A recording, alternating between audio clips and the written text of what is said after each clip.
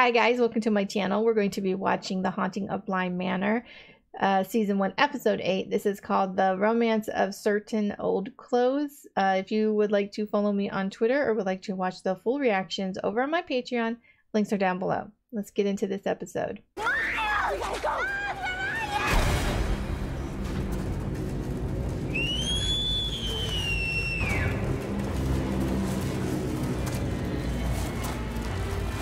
I have a feeling we're going to find out who this lady is. Toward the middle of the 17th century, oh, hi. there lived in the province of Hampshire a widowed gentleman. He'd been left a widow after some 6 years of marriage and had devoted himself to the care of his progeny. 2 daughters, born at an interval of 5 years apart. The elder, Viola, the younger, Perdita. Their father in the ground, they faced a dire necessity for marriage. For both maidens, neither a male stood to lose control over Mr. Willoughby's economic affairs. So Viola, right? So she was the one who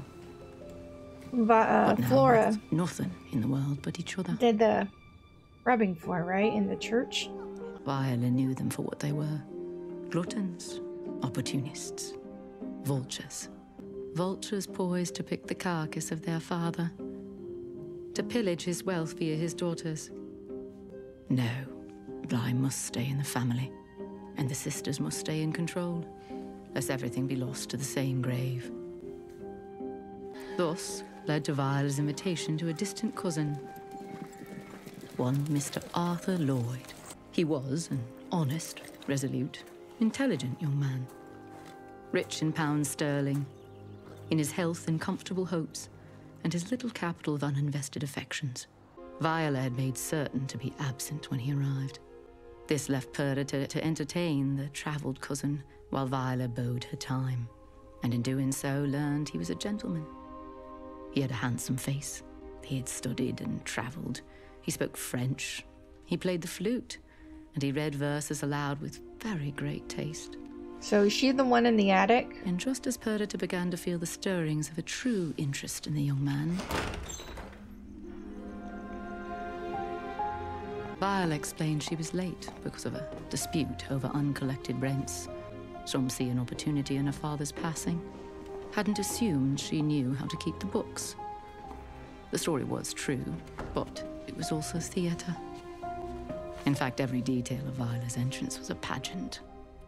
The sweat from her hide, the wildness of her hair, the business, the books, the riding boots in the foyer, even the portrait hanging beyond, commissioned by Viola as part of her true message to Arthur. He may marry her, or marry her sister, but there should be no mistaking the true authority of Bly Manor, nor the way things would be done. The wedding was a small affair, fitting the business arrangement that it was. I, Viola, take thee, Arthur, to be my lawfully wedded husband, to love, cherish, till death us to part. To love, cherish, and obey.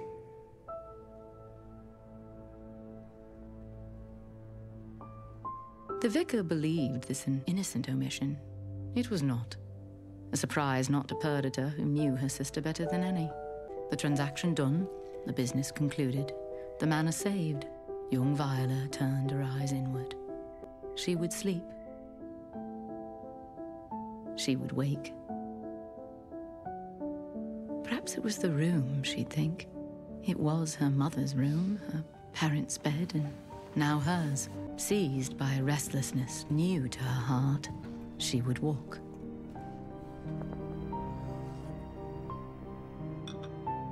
She would sleep. She would wake. She would walk. Viola found that under its purpose, her marriage may have some amount of love to it after all.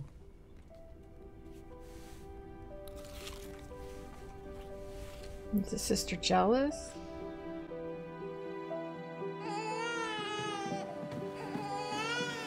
Bly belongs to you, and they will try to take it from you as they did me.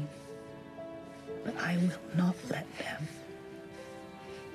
Instead, we shall move mountains, my girl. It is you. It is me. It is us. You're forgetting your sister in this little speech. Those were the rosy times after Isabel was born. But nothing holds, and all things change given time. Change does not often announce itself. It does not trumpet its arrival. No, change is emergent.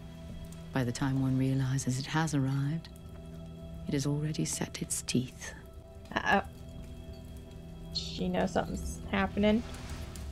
Or could happen. As for Viola, oh no. her suspicion began as small, as inconsequential as the tickle in her lungs. Consumption. Viola had an inordinate love of dress and the very best taste in the world. A taste her husband would indulge. All passed through her cunning hands, without a word of boast coming from her lips. No, from her lips only the sickness. Impossible, finally, to ignore.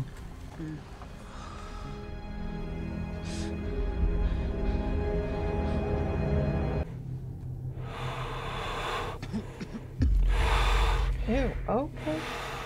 That's what we were seeing? Nice, you like that's creepy. I get they think she's contagious, which she might be, I have no idea. But that's a creepy fucking thing. Isn't that inconvenient? The big long snout thing? It is not the plague. Oh, thank God. She has the lung. What does that... How long? What does that How mean? long, Doctor? Months. Months at the most. And I would keep her separate from the rest of you. Our daughter. She cannot sleep without her mother. Separate. You will treat her. Cure her.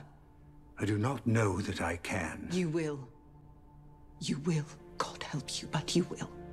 If she's not contagious, then why do they have to be separate? No, I want to be in our bed. We can't, love. Think of Isabel. I mean, look at them. They're like all over each other. They have to be separate? I don't get it.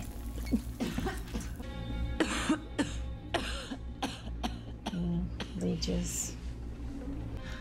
And all things exhausted, the vicar came again to Bly, but to perform a rite far more melancholy than the rosy song of matrimony he sung before. I go and prepare a place for you. No. What did you say? No. I do not go. Just tell your God that I do not go. Viola, you must repeat the rites. It is not about your body any longer, my love. It is your soul we must treat. It is your soul I worry for. No. Perdita, no. You tell them, sister. You tell this priest and the God he fonds upon. You tell them no. God wants her soul to be pure as he welcomes her home. God should know better. She is as he made her. If she says she will not go, she will not. 5 times round the sun, and all is different. Isabel, A few more minutes, please. you cannot even read that book. I can read enough. Bed. A quick dance. No. Just one, then. But it is time for her to bed. Just one. Do you even know how to dance? I know how to dance indeed, young miss. I never see you dance. She has you there, Purdy. I know very well.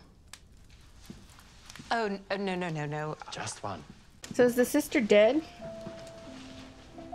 Is Viola dead?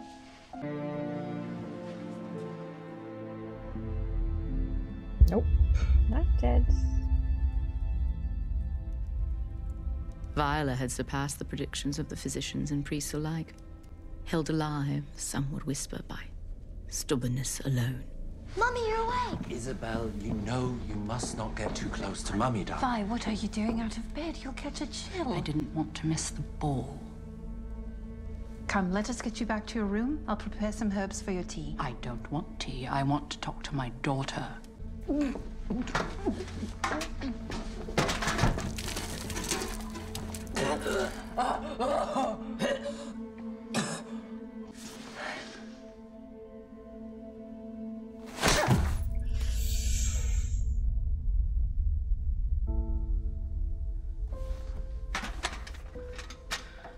Take me to bed. You want her to take you to bed, but you won't let her touch you. I apologize. No need. I can dance with him, you know. I know. I can dance with my own husband. I don't need you to take that on.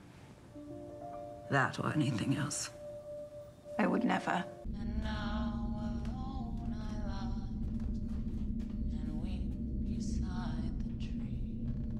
That's the music box. So that was what, at the very beginning of the first episode, what the person who's been narrating this was saying. If he looks at me now and then, it is because he is lonely and he is human. It is because for the last 5 years, the only husbandly duty he's fulfilled is that of mourning. I will not allow it. You won't. I know, I've noticed. You should think of her, Vi. Think of Isabel. What will she be left with? What memories of you will she carry? Will it be this version of you? Because Viola, with love, let it be anything else. Stop slapping your sister, Jesus. Just before the 6th year of Viola's living death, she summoned to her room all of the jewels and clothes she had accumulated in her days before the sickness. I will not be buried in my rings or my dresses. My rings and my lace and my silk. I can say without vanity now that I am done with them. They will be a great inheritance for our daughter. So you will keep them. You watch them for her till she grows into them. Promise me that you will keep them for her. That you will keep the key and you will never give it to anyone except our child. I promise you.